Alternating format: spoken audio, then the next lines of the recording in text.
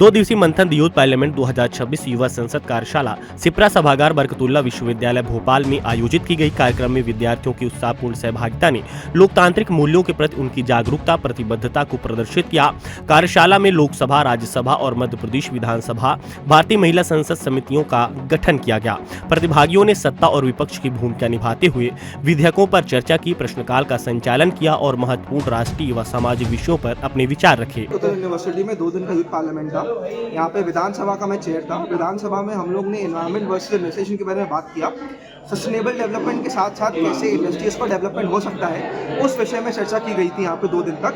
कैसे पेड़ पौधे काट रहे हैं पर उसका संरक्षण करना जरूरी है नहीं है, उसके बारे में हम लोग ने चर्चा किया था। एक सत्र हम लोग ने मध्य प्रदेश के बजट के बारे में विस्तार चर्चा किया था, जिसमें हम लोग ने क्रिटिसिज्म और क्या आगे गवर्नमेंट कर सकती है उसके बारे में चर्चा की। यहाँ पर मैंने राज्यसभा कमेटी को चेयर किया था, मतलब जज था मैं राज्यसभा कमेटी का।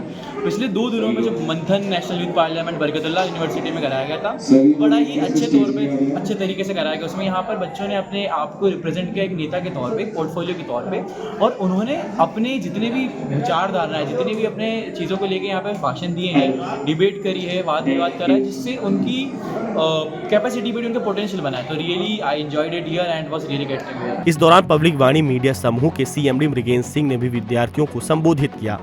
आप लोग इसमें भी हो सकता है कुछ लोग विधानसभा में जाएं, कुछ लोकसभा में जाएं, राज्यसभा में जाएं, इसकी किस्मत में क्या लिखा है कोई नहीं जानता। लेकिन जिस तरह से आज चाहे लोकसभा की बात करें, विधानसभा की बात करें, राज्यसभा की, जिस तरह से उनकी चर्चा का स्तर लगातार गिरता जा रहा है, उस पर हमें सोचना होगा।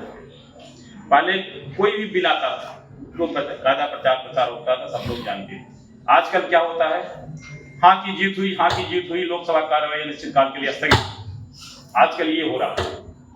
तो मेरे प्यारे बच्चों, आप संबोध हैं कि आप पढ़े लिखे जरूर, आपको बुरा लग सकता है, लेकिन मैं एक चीज बताऊं, आज के बच्चों में सोशल मीडिया में इतना एक्टिव हैं कि उनका जो ध्यान पढ़ाई लिखाई की ओर कम है।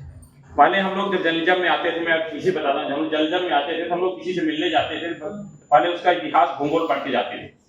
जैसे मान लीजिए आप मिसेज मोना पुरोहित जी से मिलने जाना है, तो हम लोग पूरा इतिहास बताया जाता था कि आप कहाँ की हैं, क्या रहने वाली, क्या आपने डिग्री की, कहाँ प्रोफेसर रही, कहाँ लेक्चर, कब आपका प्रमोशन।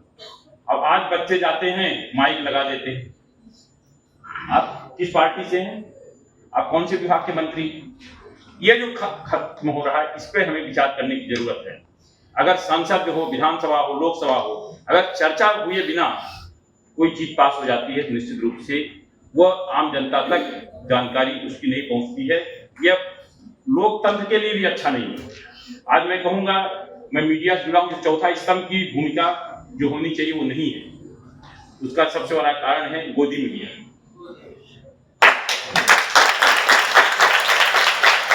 आप देखिए, कहीं भी सही चीज कभी सामने नहीं आती है। आप विधानसभा, उसके लिए जो आज चर्चा का स्तर गिर रहा है, उसके लिए मीडिया भी कम जिम्मेदार नहीं है। अब विधानसभा में हंगामा होगा, लोकसभा में हंगामा होगा, आप देखिए अखबारों में या चैनलों में बड़ी बड़ी खबरें बनेगी, पूरा दिन भर चलता रहेगा।